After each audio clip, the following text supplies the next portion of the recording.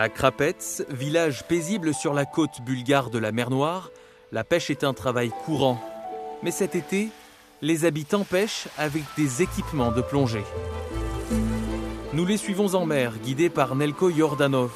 Lui-même plongeur, Nelko dirige le groupe d'action qui aide les exploitations locales à se développer durablement avec le soutien de l'UE. La pêche façonne l'économie et la culture de cette région. Ces dernières années, elle a connu de grands changements que l'on peut constater rapidement.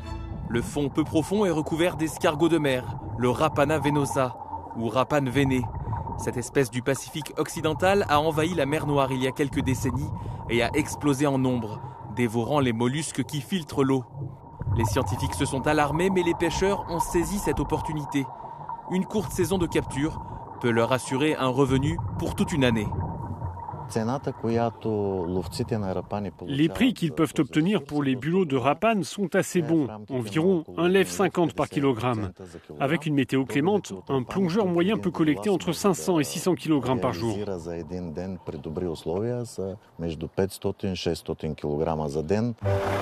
Le Rapana venosa s'est répandu dans toute la mer Noire, soutenu par la hausse des températures, la faible salinité et l'absence de prédateurs locaux.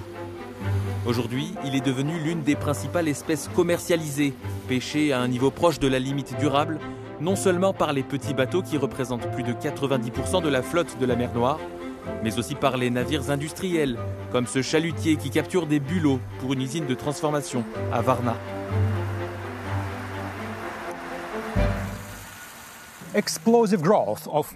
La croissance explosive des populations de Rapan de la mer Noire au cours des dernières décennies a donné naissance à un marché de capture et de transformation de plusieurs millions d'euros. Chaque année, la Bulgarie et la Roumanie, ainsi que d'autres pays riverains, exportent des centaines de tonnes de viande de Rapan congelée, principalement vers la Corée du Sud et le Japon. Pour assurer une gestion durable des populations entre les pays, la Commission générale des pêches a lancé une enquête internationale inédite sur les bulots de la mer Noire.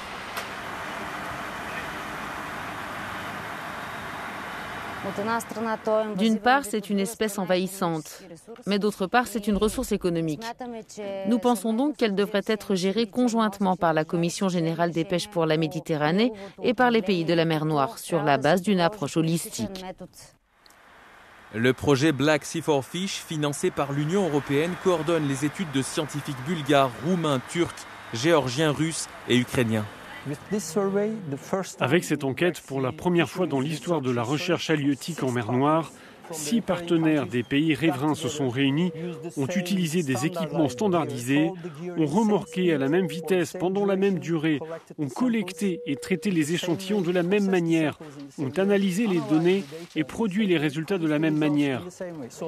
Nous savons donc maintenant d'où proviennent les données, comment le Rapan a été réparti, où se trouvent les gros et les juvéniles. Une gestion scientifique des stocks devrait permettre de maintenir les populations de Rapan et de protéger les emplois dans le secteur de la pêche et de la transformation.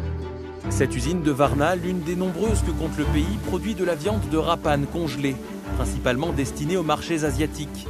Elle emploie environ 130 travailleurs, majoritairement des femmes.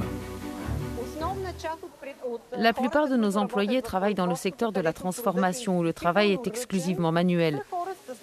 Ce sont des personnes peu diplômées qui gagnent leur vie grâce à ce travail manuel. Et ici, ils s'en sortent plutôt bien. L'économie bleue de la mer Noire est confrontée à de nombreux défis. Faible nombre de stocks commerciaux, environnement et climat compliqués, captures illégales et excessives. Mais la Commission générale des pêches y voit une occasion de favoriser une croissance économique durable dans le domaine des cultures marines. L'industrie de l'aquaculture a été abordée avec un certain scepticisme dans les années passées.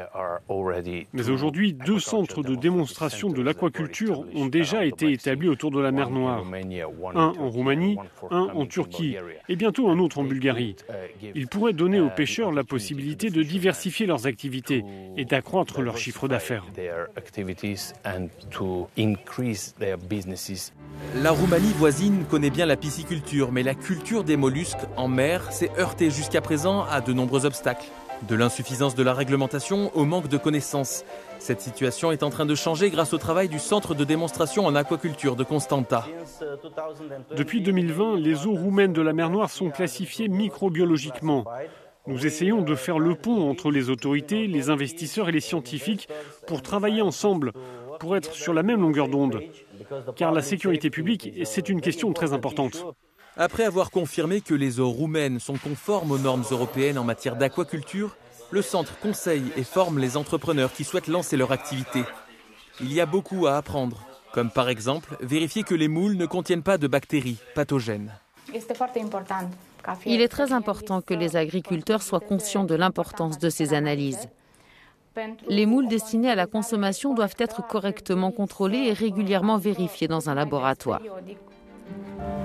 Le pêcheur local Matei Datku nous emmène sur le site de sa nouvelle ferme mythilicole, près d'un lieu touristique, où il possède un restaurant de fruits de mer. Matei espère qu'avec le soutien du centre de démonstration en aquaculture, l'élevage marin contribuera à diversifier son activité. Dans quelques mois, ces cordes seront recouvertes de moules prêtes à être récoltées. Je fais cela à petite échelle, juste pour approvisionner mon propre restaurant pour commencer. Si à l'avenir je développe cette activité, je pourrais vendre les moules ailleurs. Des dizaines d'entreprises situées de l'autre côté de la frontière, en Bulgarie, présentent des arguments commerciaux convaincants en faveur de l'aquaculture en mer Noire. Les moules de culture sont la spécialité de Dalboka, un restaurant de bord de mer créé par l'un des pionniers de l'aquaculture bulgare, Veselin Prokopiev.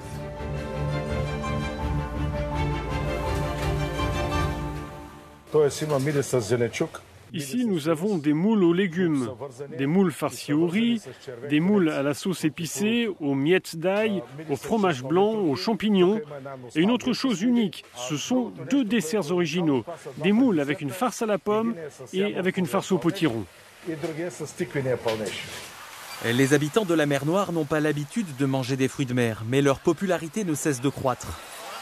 Chaque année, ce restaurant sert à lui seul 650 tonnes de moules, qui proviennent toutes de la ferme marine située à quelques centaines de mètres. Par le passé, la Bulgarie considérait rarement la mer Noire comme une source d'alimentation. Mais aujourd'hui, l'intérêt du public pour les fruits de mer est énorme. Les nouvelles industries des produits de la mer qui se développent autour des crustacés et de l'aquaculture peuvent promouvoir l'utilisation durable des ressources de la mer Noire et dynamiser les économies côtières qui en ont besoin.